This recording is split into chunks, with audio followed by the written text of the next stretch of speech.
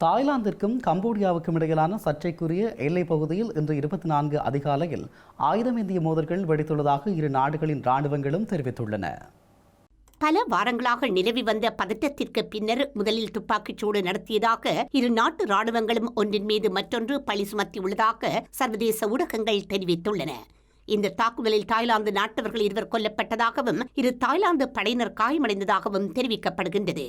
சர்ச்சைக்குரிய டாமோன் டாம் கோயிலுக்கு அருகில் உள்ள பகுதியில் கம்போடிய படைகள் துப்பாக்கிச் சூடு நடத்தியதாக தாய்லாந்து ராணுவம் வெளியிட்ட ஒரு அறிக்கையில் கூறியது. கம்போடியா ஒரு கண்காணிப்பு வானூர்தியை பயன்படுத்திய பின்னர் கனரக ஆயுதங்களுடன் படைகளை அப்பகுதிக்கு அனுப்பியதாகவும் தாய்லாந்து ராணுவம் தெரிவித்தது.